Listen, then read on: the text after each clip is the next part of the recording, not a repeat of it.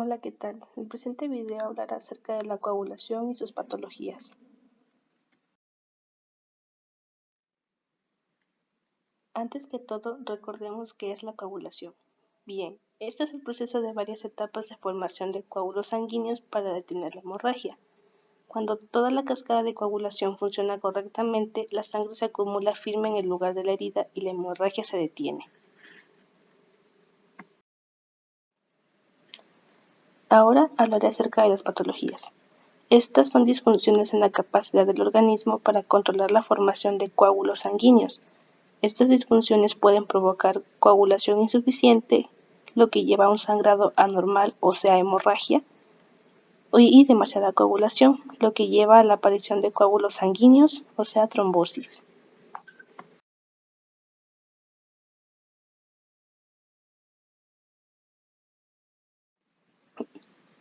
La primera patología a describir es el defecto adquirido de la función plaquetaria. Estos defectos son afecciones que hacen que los alimentos de la sangre necesarios para la coagulación, las plaquetas, no trabajen apropiadamente. El término adquirido significa que estas afecciones no están presentes al nacer, ya que si fueran al nacer entonces se llamarían congénitas.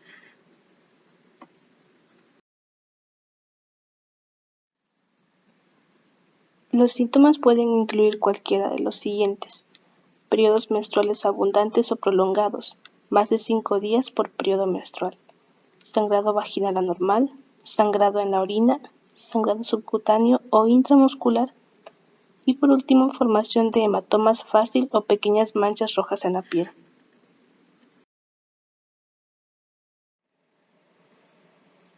Causas. Los trastornos plaquetarios pueden afectar la cantidad de plaquetas, su correcto funcionamiento o ambas. Un trastorno plaquetario afecta la coagulación normal de la sangre. Los trastornos que pueden causar problemas en la función plaquetaria incluyen púrpura trombocitopénica idiopática. Este es un trastorno hemorrágico en el cual el sistema inmunológico destruye las plaquetas.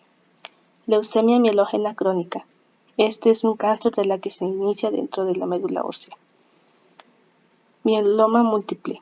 Cáncer de la sangre que inicia en el plasma de las células de la médula ósea. Mielofibrosis. Trastorno de la médula ósea en el cual dicha médula es reemplazada por el tejido cicatricial fibroso. Policitemia vera. Enfermedad de la médula ósea que causa un incremento anormal del número de glóbulos sanguíneos. Trombocitopenia primaria.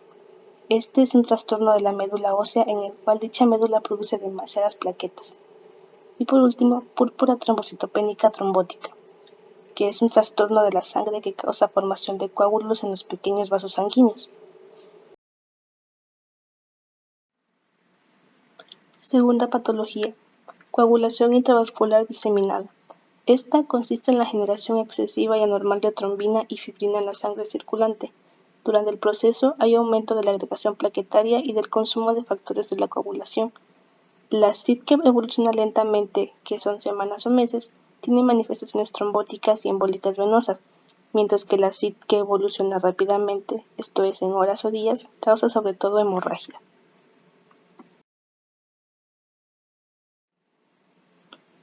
Signos y síntomas. En la coagulación intravascular diseminada de evolución lenta puede haber síntomas de trombosis venosa y o de embolia pulmonar.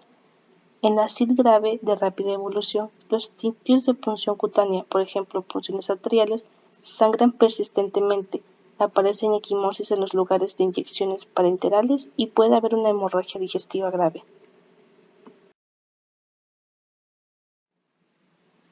Etiología. La SID se produce más a menudo en las siguientes circunstancias clínicas: complicaciones obstétricas, por ejemplo, el desprendimiento prematuro de la placenta, y sucede cuando el tejido placentario con actividad de factor tisular ingresa en la circulación materna o es expuesto a esta. Infección, en particular por microorganismos gram negativos. Las endotoxinas gram negativas causan generación de actividad de factor tisular o exposición a ellas en las células fagocíticas, endoteliales y tisulares. Cáncer, en particular los secretores de mucina, adenocarcinomas de páncreas y adenocarcinomas de la próstata, y leucemia promielocítica aguda. Las células tumorales expresan y ponen o liberan factor tisular. Y por último, shock, debido a cualquier trastorno que cause una lesión tisular isquémica y exposición o liberación del factor tisular.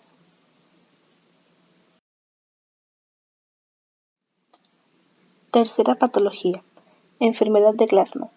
Dicha enfermedad también es conocida como trombopastenia de Glassman y es un trastorno hemorrágico hereditario causado por una deficiencia o un mal funcionamiento de una glicoproteína. Las personas con enfermedad de Glassman carecen de la capacidad de formar un tapón de plaquetas, lo que afecta al sistema de coagulación. Síntomas. La frecuencia y o gravedad de los síntomas pueden variar de leves a severos, independientemente del subtipo que padezcan.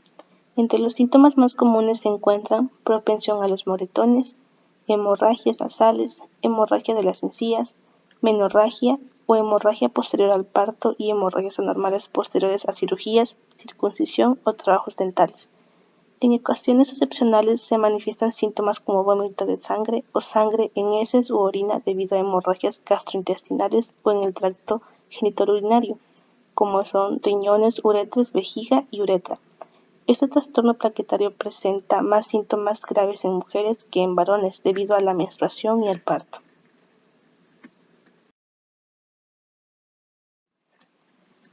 Cuarta patología, hemofilia. La hemofilia es un trastorno poco común en el cual la sangre no coagula normalmente. La hemofilia suele ocurrir más en hombres que en mujeres. Las personas con hemofilia carecen de un factor de coagulación o lo tienen en baja cantidad. Los factores de coagulación son proteínas necesarias para la coagulación normal de la sangre. Sin él, las personas pueden sangrar mucho después de una lesión o un accidente. También pueden sangrar internamente por las rodillas, tobillos y codos. La hemorragia en las articulaciones provoca dolor y cuando no se trata, puede conducir a la artritis. Las hemorragias cerebrales constituyen una complicación muy seria de la hemofilia y requieren tratamiento de emergencia.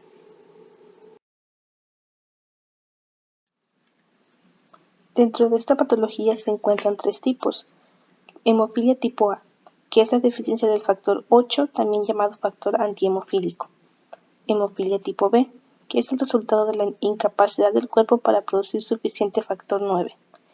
Y hemofilia tipo C, también llamada déficit congénito del factor 11. Síntomas. Los principales signos y síntomas de la hemofilia son el sangrado excesivo y la aparición fácil de moretones. Unos análisis de sangre pueden detectarla. El tratamiento principal es la inyección del factor de coagulación faltante en el torrente sanguíneo. Puede realizarse regularmente o solo cuando la persona lo necesite.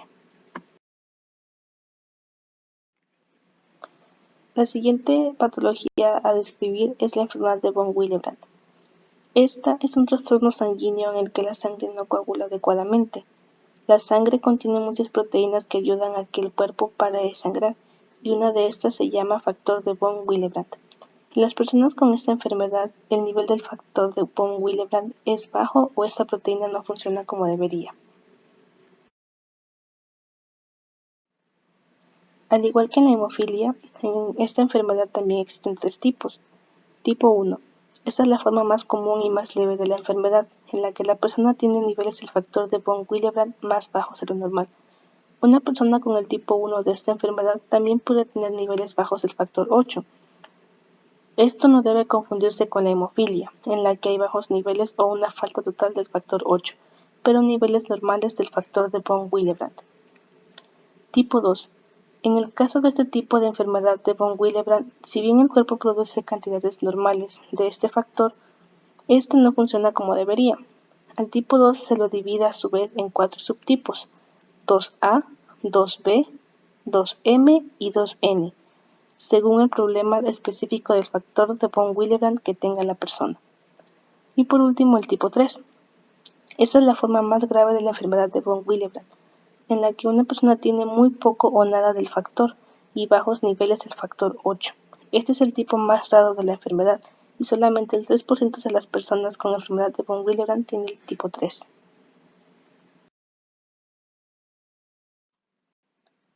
Signos. Dentro de los signos se puede encontrar el sangrado excesivo, hemorragias nasales, sangrado menstrual abundante o prolongado, sangre en la orina o en las heces y moretones. Causas. La mayoría de las personas que tienen enfermedad de von Willebrand nacieron con ella. Casi siempre se hereda o pasa de padres a hijos. Los hijos pueden heredar la enfermedad de von Willebrand de la madre, del padre o de ambos. Aunque es rara, existe la posibilidad de que una persona la contraiga sin tener antecedentes familiares de esta enfermedad. Esto sucede cuando se produce una mutación espontánea, lo cual significa que ha habido un cambio en el gen de la persona. Una vez que el hijo tenga el gen afectado por haberlo recibido de uno de sus padres o como consecuencia de una mutación, él mismo se lo podrá pasar a sus hijos en el futuro.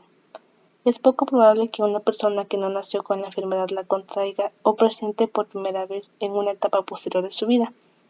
Esto puede pasar cuando el sistema inmunitario destruye el factor de von Willebrand, lo cual ocurre con frecuencia debido al uso de un medicamento por causa de otra enfermedad.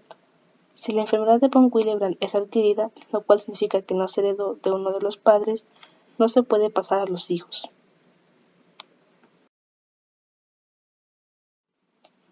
Y bien, la última patología es la púrpura trombocitopénica inmune. Esta es una enfermedad que se caracteriza por la disminución de las plaquetas. Sabemos que las plaquetas son células sanguíneas que ayudan a detener la hemorragia. Una disminución en el nivel de estas puede producir moretones con facilidad, encías sangrantes y hemorragia interna. Esta enfermedad fue inicialmente llamada idiopática, que significa que la causa es desconocida.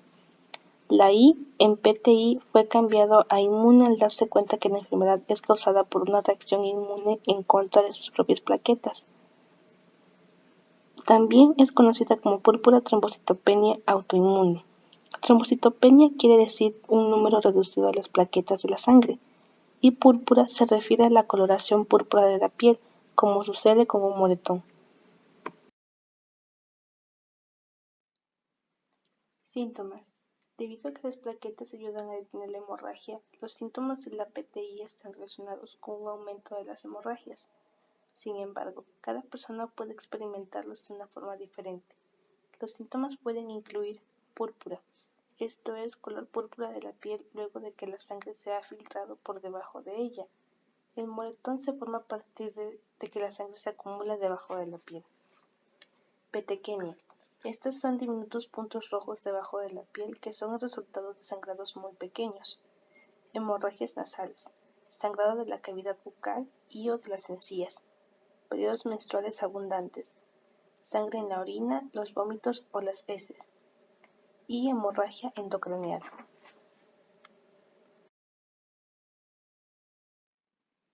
Causas. La PTI es el resultado del sistema inmune del cuerpo siendo estimulado para atacar las plaquetas del cuerpo. A menudo, esta es causada por la producción de anticuerpos en contra de las plaquetas. Sin embargo, en pocas ocasiones es un tipo de glóbulos blancos llamados células T atacan directamente a las plaquetas. Este error del sistema inmune puede ser causado por cualquiera de los siguientes: medicamentos, incluyendo medicamentos sin receta. Estos pueden causar una alergia que reaccione con las plaquetas. Infecciones, normalmente infecciones virales, incluyendo los virus que causan varicela, hepatitis C y SIDA. Pueden provocar a los anticuerpos a reaccionar con las plaquetas. Embarazo, trastornos inmunes, como artritis reumatoide y lupus. Linfomas y leucemias de grado bajo que pueden producir anticuerpos anormales contra las plaquetas. A veces la PTI es idiopática, en otras palabras, no se conoce la causa de la producción de los anticuerpos. Y bien, eso sería todo por el video de hoy. Espero que la información haya sido muy útil y clara. Gracias por la atención prestada.